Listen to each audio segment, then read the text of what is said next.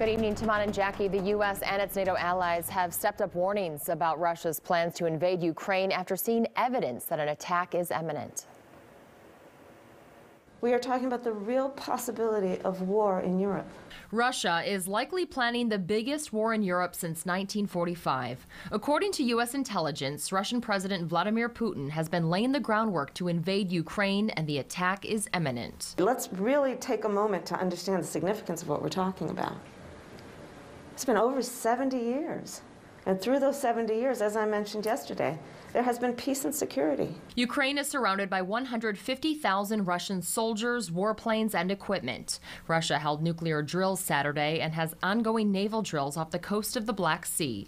We're seeing false flag operations taking place in eastern Ukraine, the manufacturing of provocations and justifications for Russia to go in. We just heard this morning that exercises that, and I put that in quotation marks, that Russia was engaged in Belarus with 30,000 Russian forces that were supposed to end are now not ending because of the alleged tension in eastern Ukraine. U.S. Secretary of State Antony Blinken told NBC News' Meet the Press he's doing everything he can diplomatically to prevent a war. He plans to meet with the Russian foreign minister in the coming days, assuming Russia hasn't already rolled into Ukraine. We continue to try to build everything we can to deter him from the course that he's now set on. And until the last minute, there is still an option to, for him to pull back. The U.S. and many European countries have threatened massive immediate sanctions if Russia attacks.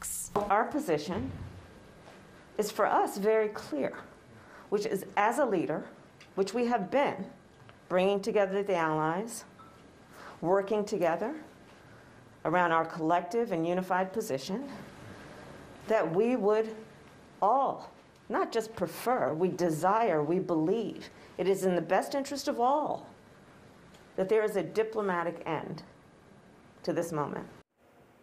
President Biden abruptly canceled his plans to go home to Delaware for the holiday. The decision to stay in D.C. was made after a 4-hour meeting with his national security team, which discussed these ongoing threats. All right, Kelly, thank you.